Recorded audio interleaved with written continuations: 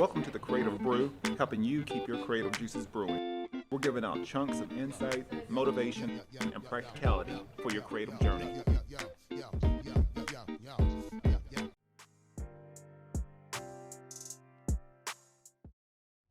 And welcome to a new episode of the Creative Brew. This show is brought to you by a few great sponsors of mine. First of all, Panels, Comics and Coffee Bar here in beautiful Oceanside, California. They have some of the hottest graphic novels and comics out right now. They also have an assortment of merchandise, toys, as well as back issue vintage comics that I'm sure have some hidden gems in there. If you mention the Creative Brew, you'll get 10% off your next purchase. You can also see what they're doing on Instagram and Facebook at Panels Coffee, or go to panelscoffee.com. They also have an event co-hosted with Cynthia's Artistic Expression, the Nevada Nerd Market, that is going on September 25th from 10 a.m. to 4 p.m. It's going to be a wide range of comics, games, anime, cosplay, a wide assortment of different vendors, food, family-friendly event. Please swing by. Please support all the local creators and businesses. So that is September 25th from 10 a.m. to 4 p.m. Another partner of mine is Elevate Coffee Trading. And if you appreciate specialty coffee, enjoy outdoor adventure, and love helping elevate the lives of children around the world, then you're going to love Elevate Coffee Trading. Their mission is to extract hope through love, coffee, and adventures.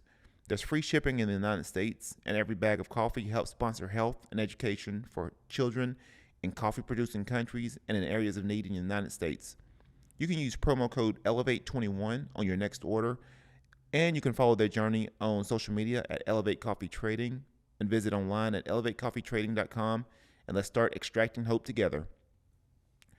Another partner of mine is Astropad, and if you're a digital creator like me and you use your iPad or graphics tablet continually or on a daily basis with your illustration design work, Astropad actually transforms your iPad Pro into a professional graphics tablet. So you can use all your favorite programs such as Photoshop, Illustrator, InDesign, as well as other programs straight from your iPad.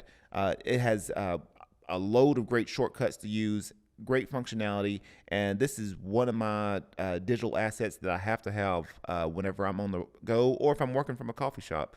Astropad is the way to go.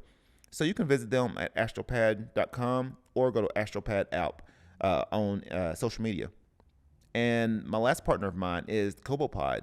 The Cobo Pod is a boutique video and audio production studio here in Oceanside, and this is the home of the Creative Brew.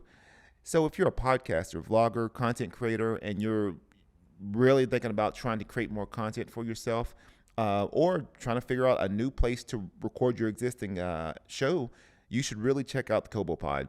They have a all-in-one sound coach, photographer, video director, everything needed, also editing too as well, everything needed to help produce a professional show each time. So they've been a great partner of mine, and I honestly believe that, you know, with the Creative Brew, it wouldn't be what it would be without the Cobo Pod.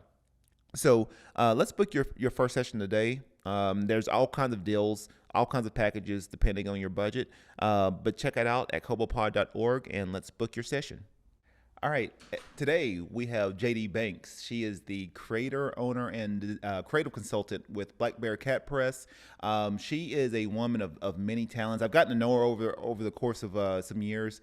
And I'm always sort of amazed at all the little things that she creates and she's putting out. She actually today I've always known she's really heavily influenced by anime and manga and we'll get to talk a little bit about that today. So it's gonna be a mix of a lot of different things. Art, life, it all commingles anyway. But what I'm going to do is I'll let JD talk about her story, short intro about her and her story and where she's at today, and we'll get going. Thank you, Quantal. I'm JD Banks. I am one of the creative consultants for Black Bear Cat Press. Mm-hmm. I have a partner also who does artwork as well as does creative consulting as well. Some of you are like, what's creative consulting? It's where to make a compound where they made up. Because we don't just do art. We also can talk about a lot of Black Bear Cat Press is actually pretty much within cultural competence. And so if someone comes to us with something that's completely outside of what we know, or even like different cultures or heritages, we go and research it so we can be culturally competent. And so a good thing is that my partner has an art history background, which is all just learning about cultures and different things. And then I myself have a physical therapy and fine arts background. And so I actually graduated from San Diego State many years ago. And people were like, well, that's how old you are. Yes, more than 10 years ago. I went to Japan right after I graduated, and as a participant in the JET program, which is a exchange and teaching program. And so I wasn't on the bases or anything. I was actually with Japanese like junior high school and senior high school students, teaching them English. So basically just being like almost like an ESL teacher, but it's a lot more than that. Even now, I help other people that want to get into those type of programs, whether it's JET or Interact or anything like that, because they're just like, oh, I heard you were in Japan for like 5 years. What was that like? When you were teaching, how'd you get there? You know, oh, I love anime or manga. How do you go there? You know, get someone else to pay for it. I'm like, well, let me tell you. So that's my favorite thing to do. One of my favorite things to do. But I lived there for 5 years. That was the maximum amount of time I could stay there on the program. And I came back, worked for the Japanese consulate in LA for a few months as a temporary employee. And then I got hired onto a community college as a secretary, even though they have nice words for it. It's basically a secretary. But I got to, being in that role, I was able to create and organize the last 3 Black Nerds Expo. Yeah. And so, and you've been there actually. Yeah. Actually, that's probably one of the first ways I actually got to know you. Yeah, I think that's, matter of fact, I think that's how we met was, that Black Nerd Expo. That's how we met and sort of connected from there. So it's, I always find, I think for me personally, I am introverted. And, being able to experience something, and even, I've always been like a nerd, but like being able to go to an event and feel like you're not weird. Yes. I think that is one of the things that's most comforting to me, to be like, oh, you like manga? I like manga. It's, being able to talk about characters and not feel like you're, like people like, well, what are you talking about? Your experience in Japan. I mean, I know everybody always asks, what's the culture like? Like, what were the things that were a little different as opposed to, the United States? I mean, I didn't know from your perspective. Well, I mean, every person's experience in Japan is going to be different. Yeah. And a big part of it is, whether you're male or female, if you're white, black, Asian looking or anything like that, like that's going to create a whole different experience for each person. My experience personally, I thought that a lot of Japanese folks still retained a lot of their innocence, I should say. Yeah. Like kind of like that childlike curiosity. Yeah. But it wasn't like immature or anything. It was just that everything was like almost new, not every single thing, like, oh my God, there's a cup right here. It's new. Like not like that. And so that was really cool because even like learning Japanese, because I didn't know Japanese when I went out there. I didn't take any classes before I went out there. And so I was kind of like in the dark about everything. I was illiterate. I was just like, I have no idea. Hold my hand coordinator, And so when I got to, I just started studying on my own. And a lot of people helped me. And of course, the best way to study a language is to be immersed in the language. And so that's what I did for 5 years so I could learn it. And by the time I was just really proud that I did my dream, which was to live and work in Japan. So I was like, okay, what's my next dream after that? Because I did my first really big one, especially as an anime or manga fan. Oh, yeah. But during my time there, since I was working for the K through 12 system, a lot of folks were like really cheering me on, not just like to learn Japanese or to get accustomed to Japanese culture, which wasn't too bad to me because I am part Filipina. Yeah. And so there's some things that go in line with Japanese and Filipino culture. So I wasn't really as homesick. Like, if you're like, were you homesick? Did you want like lumpia or something? I'm like, I found a place that has lumpia. I know how to make lumpia. Like, come on, like, And so so people were a lot more like positive or very much like willing to help. And so that was, and a lot of people were considerate because a lot of times being a collective society, they have to be like, there's not that much space.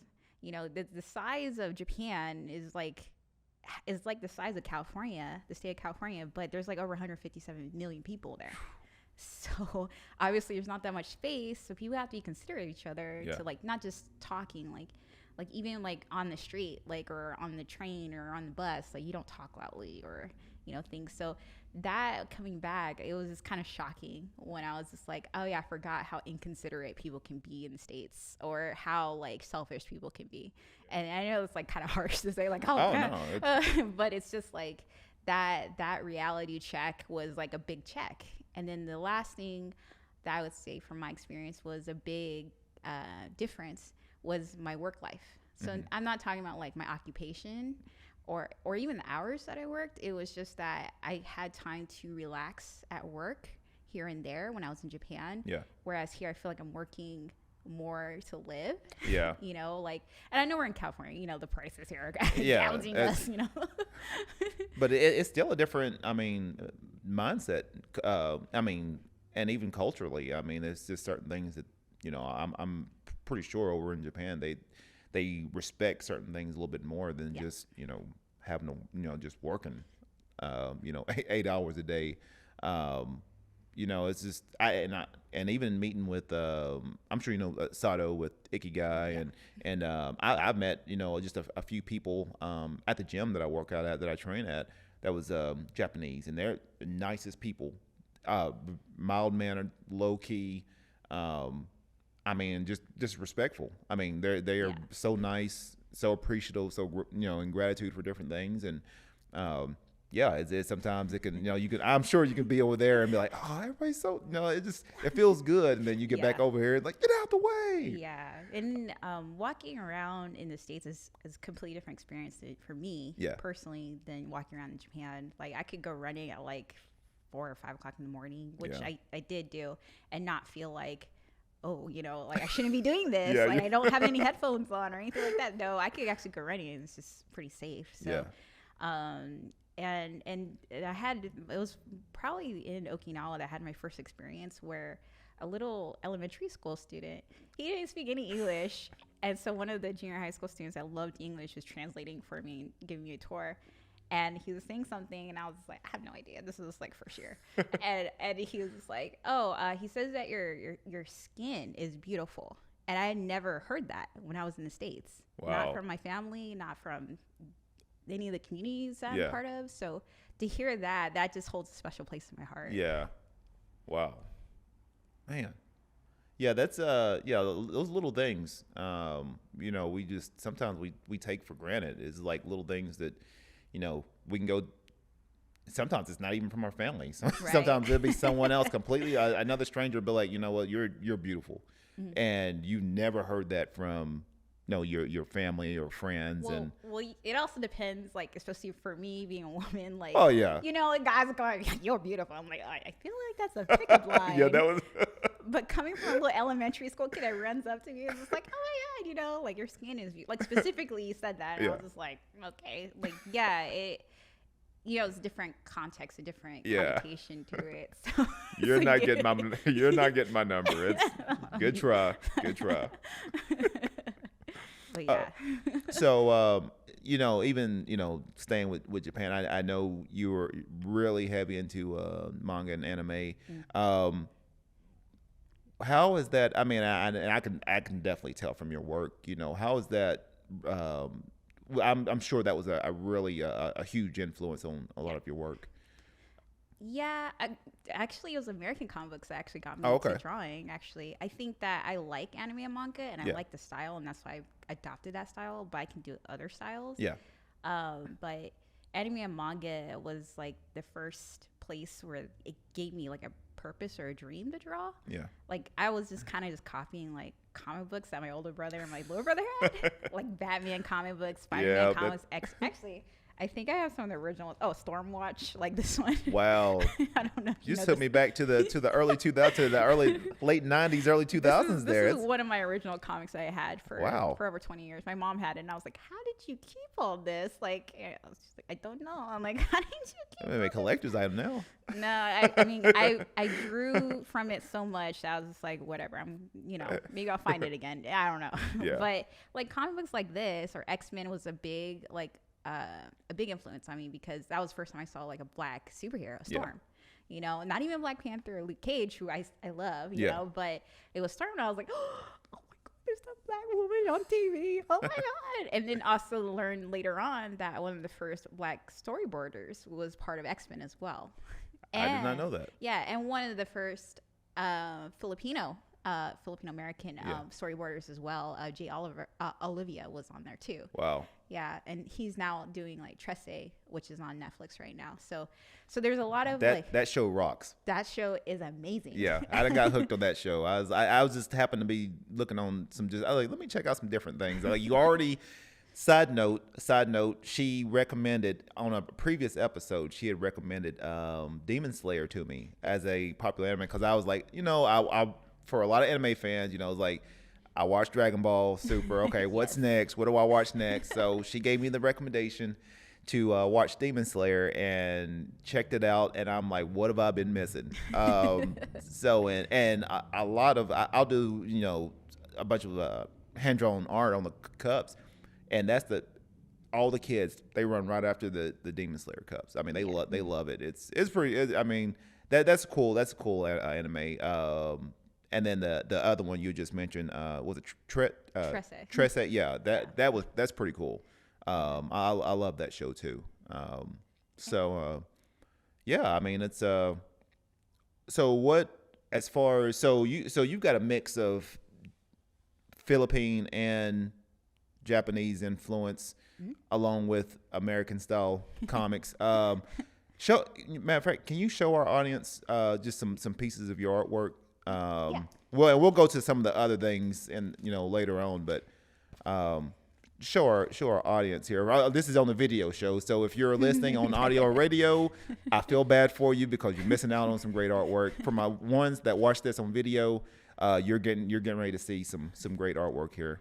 I'm sure hopefully you can see this, but this is one that I did with watercolor, and it's just a woman. Actually, this was something that I always wanted to do, was like a test with watercolor. I like testing or trying out different medium. So this one was watercolor and ink, and then here's another one. This is an older piece. It's actually from a bigger piece, but this is it's basically a twig and indigo ink. Oh wow, that's beautiful. Thank you. It's actually from a live model, so she was a great model. Yeah. Some people were like, you can do that with a twig and ink. I'm like, yeah, I didn't know that either until my teacher said, hey, you can do it with ink and twig. Yep. And then it came in handy later on, actually, the twig, because this one's kind of small, and I'll just push it out here. It's actually a painting. It's an oil painting. It's actually kind of big. Oh, that's beautiful. Thank you. And it's actually from art. Actually, it's from art history class. Before I graduated, my Japanese art history class, and so there's a technique called funpon, and it's not very well known anymore, but it means like copying the master. So basically, we had to pick a woodblock print or a Japanese art or painting and recreate it, basically. But since this is a woodblock print originally by Itokawa Hiroshige, I had to do it in oil, so I had to find a new way to do it. But it turned out Da Vinci actually did one like this as well, the same one, and this is called the Kamedo plums. But it took me like a week to do this, so because I was trying to figure out how to adapt the dimensions and everything. So I use a twig actually for the little figures in the background. And this is hanging at Miracosta College in the VP's office right now. Oh, cool. Yeah, she ended up buying it at the VP. So I was like, wow. Oh, wow, I can go there and take pictures of it anytime. And then this one, and then now you're going to see more in my line work, because Japan anime and manga, they really influenced me on line work. And not just just the anime and manga part, but I also learned a lot of Japanese from an actual Japanese language teacher. So the way that you write strokes, or they call it kanji, but it's like Chinese calligraphy kind of thing, is very specific. You have to do a certain stroke order. If you do it out of stroke order, then it doesn't come out right. And so that it becomes very important to do it, because one little dot can change like the meaning of that. Yeah, so it can be like dog, or it can be tree, or fire, or something like that. So a lot of times I have to remind myself, like, oh wait, that's fire. Okay, gotcha, the extra one right there. So my line work is based off of Japanese strokes, drawing the calligraphy and everything. This one was actually originally done for an Australian ramen shop, but they didn't take it, so I kept it. So obviously that's why there's a dragon and there's ramen. Wow. Do you have a colored version of that, or is this the line work? I don't have a colored version, but what I've done before is some people, they've asked me, because I would bring all my Copic markers at events, and I said I can color it for you on the spot. Just come back in like 10 or 15 minutes and I'll just color everything. So I can color it on the spot for people, and they'll tell me what colors they like. Cool. And I get another one with line work, but this one was actually originally a tattoo. It's kind of huge. Wow. But it's just historical figures from Black history, including Kaepernick. Hey, he is part of it. Yeah. So this one, a lot of people like this one a lot. So I was like, okay, but see if you can bring that up a little bit, so our audience to see that. That is a lot of detail going on there. Yeah, that's great. That's some of it. Recently, we've been doing buttons, and this includes some of the artwork from my partner. I have, let's see, this one I have is a button. So they're 2 by 2.25 inches. So I have different ones here. I'm sure I can put it in here, but there's different buttons that we also just started doing. So, but my partner actually does more digital art. I can do digital art too. I just don't like doing digital art. I'm actually a trained traditional artist. So I can do painting, I can do drawing, I can do, any type of pretty much traditional art, carving. I can even do like cut wood and stuff like that. Cool. Yeah, I actually started out, and I find myself starting to go back in reverse now, because I've been in digital art for so long. Not to say I'm still learning things, but I find myself now even doing the cups, like getting back to that sort of hand drawn, like touching concept, and it's just different.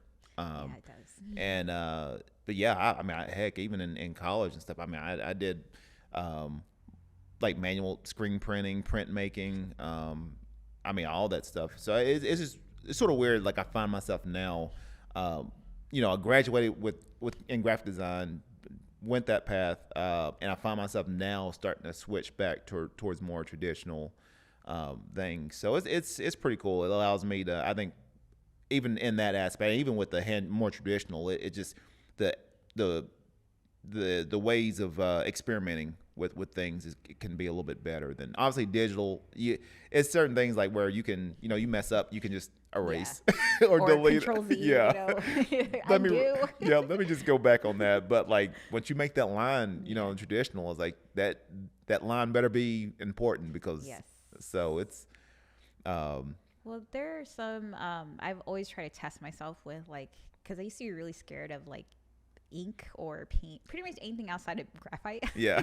Because you could erase graphite, right? And so I started doing like a little tree series or just testing myself with other things I do, drawing with just like just a pen, and I just draw it, and no inky, no penciling or anything, and it's just funny, like, to know that I could do that and do it well, and just be like, okay, I can do it on the spot if I have to. I mean, I used to do caricatures too for like events and stuff, so like that was kind of stressful, because suddenly I had to draw, but I had pencils though, so I had pencils and color pencils. I'm like, I can erase it, but once you get ink or paint or anything like that, it's just like, how do you fix this? And so you just roll with it, So it's kind of a good lesson in just like letting go of like perfection sometimes, and just making it work for what's on the page. Have you found now? You bring up a pretty cool topic there, because I know. The Japanese, they can be very precise with a lot of things. Are you still learning to let go of perfection, or do you still feel like you have to be a control freak? It depends on what it is. So Okay. if it's like drawing or inking, like I'm pretty much kind of control. Well, I think not penciling, but like the actual inking part. Yeah. And I am kind of like it has to like be like this, but then I'll make a mistake. I'm like, ah, whatever, you know, like so. I remember one of my art teachers said, paintings aren't ever finished. Your art isn't really finished. It's just you think it is, or someone else thinks it is, and that's it. Yeah. So I always taken that approach and be like, okay, because I know I'm a pretty big perfectionist. Yeah. Like with everything that I do, like I just don't do it like half-assed. Like I just like it has to be 100% or nothing, right? So, but with art, it lets me let go of that a little bit. Yeah. So right now, what things you feel like you're experimenting on right now, as far as with your own personal art style? Is there anything that you feel like you're experimenting on right now, or? I think the more things that I'm experimenting with is actually drawing manga itself, like sequential art. Yeah. Which I tried my hand at when I was like in high school and college, Mm-hmm. and I realized I'm probably not good at this. Yeah. And then so I went to Japan, and I was like, whatever, and then now that I've come back, I'm like a lot more mature, so I'm like, yeah, I can probably do this. Yeah. So I've been working on a manga myself. This is a really short one. Oh, one okay. shot. And part of the reason why is that I want to infuse, I studied a lot of like Black history and different nations in Africa. And so like some of my art actually kind of combines like manga style with like cultural like aspects from like Benin or Ethiopia or Ghana or it's just different places because people, don't know that or understand it. And it's not that many, Black characters or anything in anime or manga because it's from Japan, Yeah. So trying to fuse those together so that people can see like something that looks like them. you Yeah. know? So that's why I'm trying to merge those two worlds together. That's cool. What's the name of it? Do you? It's a pending title. Oh, okay. Because I was like, I started with it. I did my manuscript, I did my storyboarding, and then now I'm like sketching and penciling it. Okay. And it's kind of like it's a one shot. It's a science fiction one, a sci-fi one set in the future. Yeah. And it's where you meet like an android, kind of thinks android, and it's not a really android, but they end up being like not being able to die. Oh, wow. But it's more about that. It's not so much about like actually dying. It's like why they were built that way. Mm. And so the story about a little bit about like humanity, of course. I mean, it has robots in it, of course. But you have some, I wouldn't say hard-boiled. They're like Norrish kind of characters in there. Yeah. Wow, that's an interesting concept. So it's the main plot of the main concept of the story is figuring out like why they were built. Yeah, like why aren't they like the other like robots that are around? Oh, okay. And so, because this one just comes in, and they're just like, whoa, like this police officer, like, well, why are you here? Yeah. And they're kind of like one police officer is jaded, and one's actually a robot themselves, but they're partnered together. Oh, wow. And then you have like it's only like 4 characters in there. Yeah. And then one's like the tech person. Yeah. And so they're realizing like this isn't like the standard robots on the line, and they're trying to figure out why, or they have to decommission it or not. And they're like, my whole thing is to not die, actually. So, Wow. yeah, it's a little bit like I like science fiction. I'm Yeah. a big science fiction person. It's fantasy. Like I love reading. I love watching like Star Trek Discovery and stuff like that. Like it's science fiction has been in my life my whole life. Yeah. Because my parents were both my father was more into science fiction. So Okay. so that's where kind of some of my stories are pulled from. It's Yeah. like they call it speculative fiction as well as science fiction. Yeah.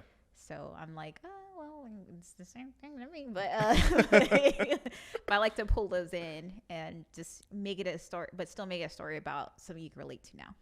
Cool. Have you always been one of those to where you've been on it seems like you've been on a quest for knowledge? Yeah, I'm a lifelong learner. Yeah, I can tell from just from the artwork you're putting out and the stories. I can tell you've been on some kind of quest for for inner knowledge or something. I you know what, I find myself on that quest too, especially if you start to deep dive and you're trying to create your own book or manga. You start to research, and then you find out more information than and it's like, okay, how do you craft that into a story, to where people can understand it. At the same time too, there's certain things that you're wanting to put out to for people. I think they would be able to connect with. And so yeah, I mean, more power to you. I I am on my quest of trying to create my graphic novel, and it is hard work. Yes. I didn't realize it, but you know what, I think if you've got those ideals, I think you've got all the skills and talents necessary. I think you've got it to put it out. And are you gonna do it as a like a webtoon, or are you doing it? Is it gonna be published? Like in printed form? I'm still deciding how I want to do it, because I want to do it in the manga traditional style, which is black and white. Yeah. But I'm thinking of combining both, so they call it tradigital art. Okay. So I'm doing pencil on actual manga paper, and then scanning it, and then using the tones in like Photoshop or something like that, and then putting the bubbles in and everything. So. Oh, cool. Yeah, I think it's kind of fun actually to see it change, because I have done just some test ones before, and they actually came out really nice. I was just like, I should just do it this way. And my husband keeps saying, you should just do the whole thing and use my Wacom and just do everything on the Wacom. And I'm like, I just don't like using the Wacom, and you're using it, so not gonna happen. Yeah, I use a lot of my stuff. I've got my iPad Pro, and I can create comic book pages and everything right from there, and just draw it. And you get I'm surprised, because you've got a lot of people that sort of they're like, we're not doing digital, we don't it's not like, I guess physical, you feel like it's there to stay, but once it turns digital, I don't know, people feel like it's not really real, or it's cheating. Yeah, it's cheating. Yeah, but it's art still. They call it photo bashing, where you take a picture and you kind of lay it into whatever program you're going to use, and just draw over it, basically that thing. I'm like, so what? Yeah, you're still producing something. I don't think people from the outside understand that. When it comes to art, it's not like, and this is the biggest comparison I had when I was in school, because I was in science and I was in art, two completely different areas, right? And it was like science, I could BS my way through a test with the science classes, I can be like, okay, multiple choice, it's one of these answers, so and then, but with art, you have to produce something, you have to bring in something, or you have to show something that you worked on, and if you only worked on it for an hour, it shows. It's not studying for a test or writing an essay where it's just I did this an hour. Okay, I can't tell, So I think people don't understand that. I feel like art was harder in that sense. Than my science, math, all that. There's other classes. And even engineering and stuff, because I started out as engineering. But I really appreciate art and artists and artisans at the same time. Yeah, it is. It's hard. I know in college I was, even all my other classes, they were easy compared to, we had certain art projects or design projects, and we had to go into that critique session. And it could get rough. You better have some thick skin, because that. This is for anyone in my audience that's listening, and you're on the creative path. You better learn how to deal with rejection, how to deal with critiques, because you will have them. Not every piece is going to be perfect. So put it out, take the feedback, and then use it to build something better. But that was one of the biggest learning lessons I had was, you'll real quick if you put your time and effort into it, and it shows if you didn't. And and especially nowadays, a lot of art, it is, we do art from our hearts, from wherever it's coming from, but then we also have clients, especially if you're doing digital art, and you don't even know if it's gonna sell or not. You make the stuff and then you don't even know if it's gonna sell or not. But and then you get like criticism sometimes online or wherever, and sometimes like even that criticism, it's not even to make the art better or to prove your skill. Sometimes it's coming from a different place, and so you have to learn also to like not just be able to take criticism, but to also understand this criticism isn't coming from a positive or I want you to be better kind of place. It's coming from kind of the haters that are just like, oh, you can draw, I'm gonna hate on try to tear you down. Get out the way, right? You know, so so sometimes like also understanding like where the intent behind like the criticism or the comments, it's kind of hard, you know, even for us, like even if we, you know, we don't really watch as many commercials or ads as much, right? Like we're, you know, buying the streaming services, so we don't get the ads, right? But even then, like we're still taking in the, you know, we're still like looking at these commercials or these ads and like thinking like, how do we buy that thing or whatever? We're still, you know, that had idea here and just went away for a second. But what I'm saying is that even that you have to distinguish what are those ads or commercials actually saying. Like if you buy this, you're gonna be like popular. Like if you drink this, you're gonna be more fun. You know, so that's kind of in line with like the criticism. Like, what is it really saying? Like, so it's being able to decipher those kind of things too. You got to be a lot smarter in that sense. Oh yeah, I mean, I think you prove a great point. I think once you get someone that's saying something from, you know, not necessarily like I'll have messages like people will send me things like, hey, you know, is there something you can do to, you know, change what can you do to help me out on this design or this, you know, piece of art? And a lot of times I'll give my suggestions, but I'm saying it from, hey, look, you know, first of all, you got a great concept. What I would do is maybe tweak a couple of things here or there, but overall, it's, you know, it looks good. When you get someone like that and they're coming from a place where like, hey, look, I'm here as another creator and fellow artist to help you raise this specific piece up or raise your level up. You feel that. But when you get someone like, no, I don't like it, and they can't give you a reason why. Then that's like, no, I'm just you're getting blocked. You're getting blocked. Not every client is your client, you know? Yeah. There's some clients that are just like, make it gold. And it's just like, it is gold. Like, I'm a partner, I always like laugh about that. Like, and I was like, make it gold. And it's like, it is gold. And then, so sometimes you have to work with the client to be like, what gold are you talking about? Like bronze gold? Are you talking about like a really bright gold? Like a white gold? Like, what are you talking about? Like, and so that sometimes like, and some people are like, why do I have to send you that? Like, I just told you gold. And I'm like, it's gold. I don't know what gold you had in mind, but I cannot read your mind. So sometimes some clients aren't for you, you know? And, you know, sometimes we have to understand that as well. And it sucks because it's like, I could have sold something, but really having that like type of client, like where you kind of feel a little bit of dread, it's hard. Oh know? I know I've had a few of them. I think it happens to everyone. I think now I find myself asking more questions a lot of times. You know, people come up to me, hey, I need a logo design. I'm like, okay, well, you know, I'll say, you know, I'll give out all these little criteria. Like, okay, what things have you considered before you know, create this logo? Because, you know, I think a lot of people come to me and they're like, hey, I need a logo design. And I was like, well, you got to be really specific. Are you wanting just a logo, or are you looking for like a brand identity? It's completely different things.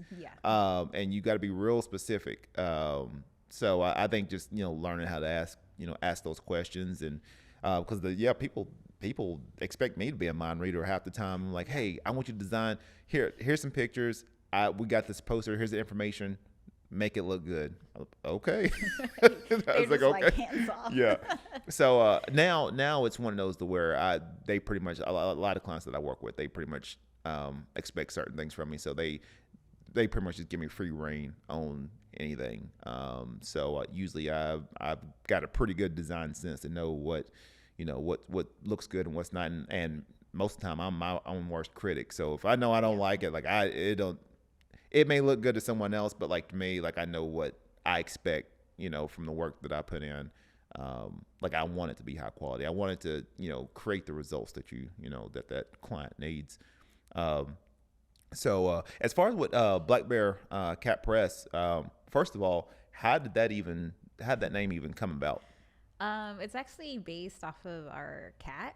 Okay.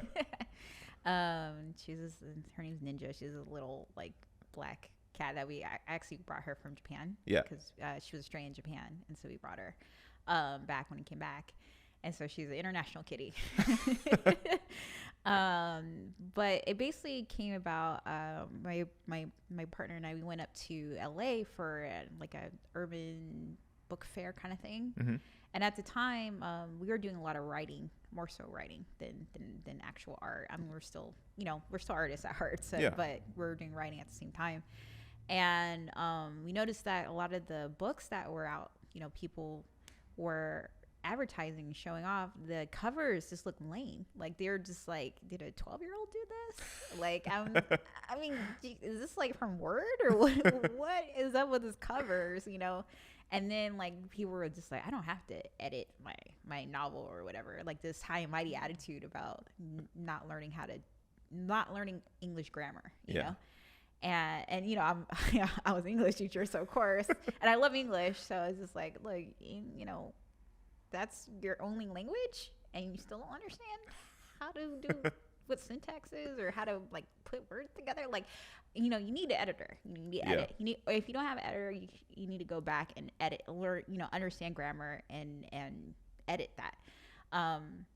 And so Black Bear Cat Press came out of that. It was just like a place where Black and brown folks could go and have their books edited, their stories edited, have book covers, cool book covers, like eye-catching book covers, not like this word-looking, publisher looking. Yep, I've seen them before. It's and they're only these. And the funniest part is that a lot of these are like, when we say urban, we mean Black and brown, right? Yeah. A lot of them are just like these like weird erotica like looking ones, and I was like, it was like Black Fabian and stuff. I was just like, oh, is that a stock photo? Like, I think I still see a watermark on there. Like, is this like?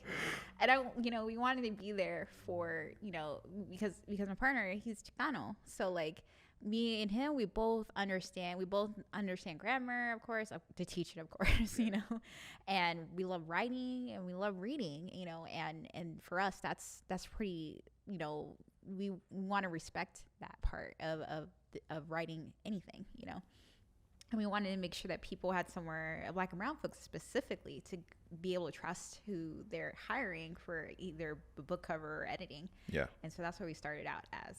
But over time, that kind of just changed, and it's changed even in just the last like couple years. So, but now it's like we're focused on like, that's why we say creative consultant, because we can talk about like editing your book, doing the cover for your book. We can talk about doing like prints. We can actually make prints. We can do buttons. I've had some people come in and be like, I don't know what to do for my kids' cultural fair. And in my head, I'm like, that shouldn't be hard. There's something called Google, like, but at the same time, like, I understand, because the cultural competency part of it is like scary for folks. Yeah. And so I was like, oh, you can do it from like this country. And I actually come from, on my mom's side, actually a lot of them were caterers. So I actually know how to set up stuff for like events. Oh, wow. So, and I had a lot of the stuff. I had like tablecloths and like tableware and like all that stuff and vases and things like that. And a bigger storage is what I wish I had. But, so I had all those things, and I was like, here, you can, rent them out, like these pieces, and you can do it like this. And I would sketch out like how it would look, and they can plop in whatever they wanted to put in there. And then they'll just take it to their cultural fair for their kids. Like, here, set it up like this, So like, it was kind of like, it just became very open about like the things that we could do and things that people were willing to like ask us to do. Oh, cool. The only thing we don't do is web design. I used to web design. I just don't do it anymore. It's a hassle for me, but I do free consulting for it. So a lot of consulting that we do it starts out free, but if someone wants to do a service, then that's where it's kind of like, okay, we'll talk money later. Yeah. But I can consult. We do a lot of free consulting at first. We also want people to have like well, we're probably not the best place to go to for this, but you can go here, Yeah. And I like to be that referral to another like Black owned business or brown owned business or a woman owned business or somewhere else that would do a better job. And also like they'll be like, oh, I'm so glad I got that referral. Just keeping the community going. Yeah. Yeah, that's great. That's great. Going into next question. Right now, what's inspiring you right now? What's inspiring me? Oh, I have lots of stuff. I have lots of stuff. I have my past ones and then some of my current ones. So I was like, okay, I don't. Let me see some of the past stuff. Past stuff. Yeah. Okay. So some of the past stuff. I have a picture here. This one's actually got it upside down because it's read from left to right kind of thing, right to left. This one right here is my favorite artist in Japan. This is a woodblock print artist named Utagawa Hiroshige. And so this piece, you can tell, is the painting that I did. Yep. So I was copying their painting, woodblock print. And so I love, this is when I got in Japan. I saw it and I was like, and I got in Japan, so it's all in Japanese. So I can read some of it, not everything. But so I've been influenced by this person since college. And so this one, I like the colors. I like the compositions. And so that's why I picked this up. I have actually a lot of woodblock print like books. I collect a lot of like art books. Yeah. So I have a few different ones, but this is my favorite one. This is the one I go back to when I'm kind of like lost in like, what do I do here or whatever. Yeah. So this one, and then the other one is Alphonse Mucha, and he was a Czech artist who lived in France for a long time, and love everything about this person's artwork because they're considered the godfather of advertising. Yeah. And so a lot of the not just the compositions, the coloring, and a lot of people know have seen his stuff because of, I have a little page here, because of just these kind of pages where it has that border that's very, it's usually floral, but very elegant, and it just has like a border with the figures that follows the figures. It's so beautiful. And so that's very, very popular. Actually, people will know who this artist is when they see their work. But this one is definitely where I'm like kind of lost with composition. Composition. I'm just like, okay, and then I go back the same way Alphonse Mucha did. It was sometimes I just model or use model. Yeah. And so this is my favorite. I read this whole book too. People think I get art books to look at the pictures on. I actually read these. So. Of course, I registered Stormwatch here. And I've actually drawn a lot from here, so that's why it's all beat up. And then some of my earlier ones, like and these are also earlier ones too that I really like. They're X-Men, like the Astonishing X-Men. Oh wow, I remember that one. So it's really beat up because I used this one a lot when I was younger. And then Spider-Man actually was a big influence too. Yeah. So actually this one's my favorite costume of his. I know people were like, what? The cut off like shirt thing or whatever. Wow. I was like, yeah, I know he's a clone, but I really like the Spider-Man suit. I think I liked it because also like Rogue from X-Men also had like the cut off, like the rolled up sleeves. Yeah. I love that look. Yeah, I did like that. Yeah, Rogue had the nicest costume. She was pretty cool. Yeah. And then her history is so sad though. But and then one who I've been a fan of since I was like 13 is David Mack. Oh yeah. So every year when I went to Comic-Con, so just so you know how big of a nerd I am, I've been to San Diego Comic-Con 7 years in a row. Oh wow. But since COVID, because of COVID or because of not getting that ticket ahead of time. I'm trying to get my 10th year going. But every year when I go, I see him and I always buy something from him. He always signs my stuff. So last time I went, he actually invited me out with some other artists, but I couldn't even go, which made me like, no, I have to go babysit or something. I forgot what it was. I was like, can't they watch themselves? Yeah, it's like, just here, get something, watch TV. I'll be there in about an hour or so. Yeah, so I was just like, I'm so sad, but Yeah, that was the same year I met like the original Black Power Ranger. Yeah. Walter Jones. I was like, he's so cool. What? Yeah. But I've met a lot of people. I've been meeting a lot more people. I met Phil Lamar. I met Camila Cabello. I met like just a lot of different people, and just going around conferences and conventions. So, Yeah.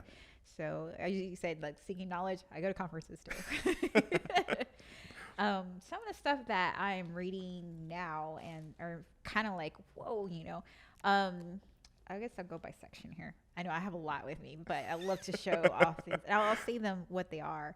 There is like black manga. I'm actually veering towards more like the indie black like comics, manga, and stuff like that. So one of them is Adorned by Chi, and they actually have a clothing line and everything that goes with this. Yeah, I heard about them. Yeah. So I love Adorned by Chi. So this is basically like, I hate to compare it to like Sailor Moon, but like if people who like Sailor Moon, this is like a Nigerian version of Sailor Moon, but not Sailor Moonish. Like, they do transform with like pretty outfits and stuff. Yeah. But it's actually based off of some of the Nigerian like folktales and stuff. Cool. They bring that into this manga. Really awesome. I can't wait for the next one comes out, if it comes out. And then another manga, Western style manga, is Primus 7, which is by what's it called, Noir Caesar. And so this one is pretty cool. It kind of has more like that, a little bit of that Hunter x Hunter, Yu Yu Hakusho kind of vibe to it. Yeah. And a little bit like Afro Samurai, you know. Okay.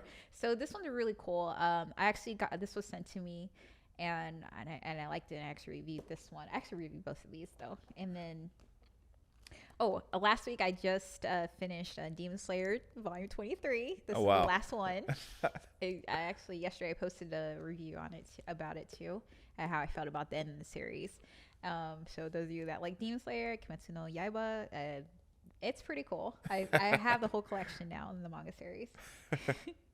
And then another one they have here, and this is one I recently got turned on to, was Watson and Holmes, and it's basically like a black Watson and Holmes series. Yeah. So this is volume 1. It's A Study in Black. If you ever watched the BBC series Sherlock, that one is A Study in Pink. And then the original story from Conan Doyle is Study in Scarlet. Oh wow. But they're all based off the same idea. And you know, you have Sherlock Holmes still in here, you still have John Watson in here, but they're completely different. Yeah. And it's basically like Sherlock Holmes and John Watson in the Hood kind of thing. Yeah. They're kind of like, and they're still solving crimes and things like that. But it's like so relevant to today's world. So cool. Yeah. So this one I really like. I got the first and second volume. So I like detective stories too. I like science fiction detective stories because they weren't born too far from each other. So they have a lot of similarities when you read them, and you start noticing them. I do have to say a shout out to a couple really cool comics that I've started reading. Jember and Howie by Eaton Comics, and these are Ethiopian comics too. Yeah. And so they actually came to Black Nerds the second year of Black Nerds. Yeah, I think I remember meeting one of the owners. Yeah. So they're doing really big stuff. So they're gonna also have one more story that comes out that's based in Zulu folklore. So these are based in Ethiopian folklore and in histories. So it's really cool. Check that out. Their Kickstarter is like really like one of the top Kickstarters recently. So I was like, ooh, good job, yes. And then I have Agents of Soul, and so the person who does this, DP Comics, they actually sponsored Black Nerds this past year. Okay, cool. Yeah, they're one of the sponsors. Yeah. And they're just this gentleman from was he from Compton, I think? Yeah, I think he's from Compton. And so he has this Agents of Soul. You know how there's Agents of S.H.I.E.L.D. Yeah. There's Sword and stuff like that. So now there's Agents of Soul, which is really cool. It's very basically like a black superhero group, you know, fighting crime and doing other things. But it goes a lot deeper than that because of some of the stuff that he talks about in here. So I really recommend getting one of those. Okay. And, I'm going to leave that one out. I always bring more than I need to. The last one here is the Encyclopedia Black Comics. This is more for like those that are like Black comic historians. I actually used this to create, and I think you probably saw it, was the Black comics history timeline. Yeah. And so I didn't want to smash this, I didn't bring it, but I actually used this, and of course did my other research and went through database stuff to create the timeline. So it's the first timeline for like Black comics. And so this one is by Sheena C. Howard. And I really love this one. I actually bought 2 of these, and I gave one to someone else that was a nerd like me. It was just like, oh, I want to know like who this person was. So I learned about like different comic book artists, our ancestors basically in comics. And so there's actually a long history of Black comics, whether they're comic strips or comics like what we know it now, like floppies and stuff like that.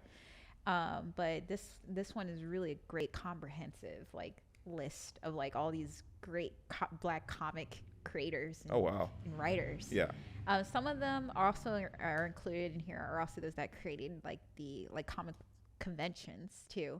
So I was just like, that's so amazing that you found all these people and you learned their histories and wrote it down and made this full book out of it. So I learned about like Jackie Brown, who was one of the first Black nationally syndicated comic strip artists. Yeah, and I actually have a book on her actually now.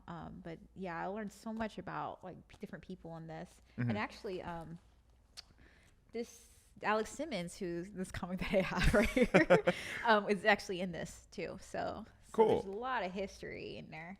I took out the shadow, but it's okay. And I think the last thing here, and this is something, and I do recommend like younger. Well, I'm not even younger, just artists in general, to have like a little art reference pile somewhere, because you never know what will inspire you and bring you to like that completion of whatever art piece you're doing. So one of the things I got, and I love being in Japan for this purpose, they have a lot of books like this where it's like, well, it's in English. This one has part of it in English. This is advertising design with illustrations, and this is from a certain year. And so they have like different advertisements. Oh, beautiful. Different advertisements, but they have illustrations in them. And so that's kind of the style I do when I do flyers sometimes. Yeah. When I get free reign, I'm just like, I can draw something. Yeah, I'm a design nerd, and that looks great. Yeah, so they have shelves and shelves in the bookstores of stuff like this. Like you can go to Barnes and Noble, but it's a really small section. Yeah. And they don't have that many pictures. It's all like text. And you're just like, I'm not here to look at text. I'm here to look at copy and flyers, or logos. Yeah. But these ones, like when I was there, this was in Japan. Like this was like my bread and butter. So I managed to bring back a few of these. And they have been so helpful. So some folks, even other designers I've met, I was just like, here, like I gave the extra one that I had. And they're just like, what? It's all in Japanese. I'm like, you're not there for the reading. Yeah, I don't know. Yeah, that the even the composition and everything that looked beautiful. The design of the design. Yeah, that's yeah. So I have like about about 5 bookshelves filled with books, but they're not all art books. They're comics. They're graphic novels. They're regular books and novels and things like that, because they all inspire me. They all help me get to a point that I need to get to. Yeah, that's awesome. So we'll go into creative tips. What's a creative tip or tips that you can provide our audience? I think that I've said this before. I always think that artists or anyone that's in like a creative or entertainment area should become more business savvy. So I actually went back to school to become more business savvy. Like I read a lot too. So I also read articles and things like that from this year. Yeah. And trends and things like that, just to stay on top of like what's going on, and to stay like, okay, this is what's changed. This is what I need to change. It can be even something like your resume. Like things change. Like, oh, there's no more objective. I'm like, yeah, there's no more objective. Get rid of that. You need that space, Yeah. Design wise. So like, because when you're in like art school, or usually in art school, not or in art classes, they don't really teach you like, how do you do e-commerce? Yeah. Now there's classes for e-commerce, but they still don't teach you like, how do you get like clients? How do you keep clients? how do you like talk to clients? Yeah. Like, how do you do your presentation to clients? Like, how do you set up your table to be most effective when you're at a convention? You know, like you're not taught that. You have to figure it out, you know, usually. So I went back to school to figure out at least the marketing and like how to do all that stuff and the best practices. And then also a lot of the best practices I've learned is as well as being in Japan, actually. Mm-hmm. So let me tell you this. I'm not like ragging on Americans or anything like that, but let's say Japanese customer service is like way different than American customer service. Like American customer service, like we're okay with someone like kind of just throwing a tray of food at us, and it's like okay, like it's like McDonald's or something, like okay. But then like if I'm in a Japanese McDonald's or something, they might bring it out to you all nice, perfectly. It looks just like the picture, like literally like the advertisement, like it looks just like it. You know, you're just like, whoa, I was expecting the bread to actually be plump and everything, right? Like, and then to bring it out to me like I was some kind of guest or something, you know. So like customer service in Japan is completely different. Business is a little bit different there too. And so I learned from being there, like I've taken some of those practices with me in Black Bear Cat Press, and also doing Black Nerds Expo or any convention thing or whatever. I actually brought that with me coming back. And so, like, a lot of times when we're tabling, when someone buys something from us, we always give them, in Japanese, they say service. Okay. I know. Translated to Japanese English. Okay. To English. Service is service. You know, chicken nuggets is chicken nuggetos. Wow. Like, yeah, it's translating stuff all the time. So we brought that back, and like, so like people are always surprised when it's like, oh, I bought this one thing. It could be something like a button or whatever. I was like, here, you want a sticker or something? Like, it's just extra thing to throw in there just because they're, you know, they stopped and bought something from us. That's something that we brought back, you know. A lot of times, like, also in Japan, like, you know, being kind of more open-minded, I had to be more open-minded in Japan. And so coming back, I'm a lot more open-minded when it comes down to folks. So even when I'm like talking to people, like at tables, you know, some people will just, you know, just take over the next 10 minutes, right? And you're just like, oh my God, I have another person. But then you never know what's going to happen after that 10 minutes, right? So just being a little more open-minded and open-hearted to folks is actually like something that we did bring back as well. Of course, we still like, you know, American style is just like, hold up, wait, you know, like, don't touch that, like, you know. But you know, there's a good balance between like trying out different business practices so that we can get clients and get in front of clients, and also make sure clients happy even after their purchase. Yeah, that's the truth. So words of wisdom. Before we sign off, can you give our audience some words of wisdom to sign off? Is it like anything, or It could be anything. The business one was nice, but or the art one. I guess. No, it's not gonna be. I don't really like saying abstract, like follow your heart or follow your passion, or yeah. I like being like, I'm pretty practical. Well, hey, practicality sometimes can be the best. Yeah. I guess like what we were saying earlier, I guess it's more like, because as an artist, like time and effort, your energy is very valuable. Yeah. Time and effort or energy, those are things that you can't buy back. Yeah. You know? But, and then you have those like time vampires, and that includes people around you sometimes. So like I've had so many naysayers in my ear, but if I stop to listen to every single one of them and really like let it like sink in and be like, oh my God, you know, you know, no matter how hurtful it is, like still move on from it, you know? So just be careful about those time vampires, the drama seekers, those that take away time and energy from you actually, one, doing your art or doing your craft, whatever that may be. And then two, taking, you know, trying to impose on your own happiness, because, you know, a lot of people don't really think about like, am I happy doing this? You know, am I where I belong doing this? And sometimes it's not really about you feeling that, it's about someone else coming in and taking that from you. Yep. So I think like a lot of times, like a lot of things could be solved or not even started. You know, like, oh, this whole thing started on fine, and then she said, and you know, it's just like some people, like I had to cut off people from my life because it's just like, you're not there for me. You're not celebrating these small victories with me. And I always say like small victories aren't victories or milestones or important things aren't these grand things. Like, oh, I sold this $3,000 painting or something like that. It could be something like I sold this button, you know, or someone, my favorite artist followed me on Instagram. That's small, but it's still important to me. I would love to celebrate with somebody, but if someone doesn't want to celebrate with you, then that's kind of a red flag, you know.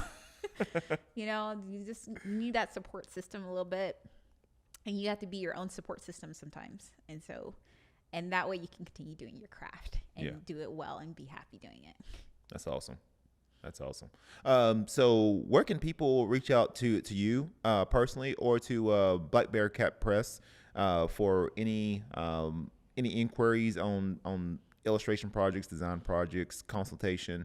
How can anyone reach out to you? Blackbearcatpress.com is the website. And then if you want email, contact@blackbearcatpress.com. Try to make everything streamlined and just like even on Instagram, Black Bear Cat Press. So if you're looking for Black Nerds Expo, blacknerdsexpo.com or contact@blacknerdsexpo.com or Instagram or Twitter, Black Nerds Expo. So you can find me that way. That's cool. Like I said, she's got a lot of things going on right now. As you can see from on the video show, if you can see from all the books that she brought today, she's very heavily influenced by a lot of different things, and that's what when you mix all that together, that's what I think that's what makes a beautiful thing. So other than that, hey, thank you, JD, for coming in, for sharing your story, sharing your artwork, which is awesome as always. And like I said, I know I'll be seeing you soon at some events. And once again, this has been me, Quantel, the host of Creative Brew. And once again, be creative, stay inspired.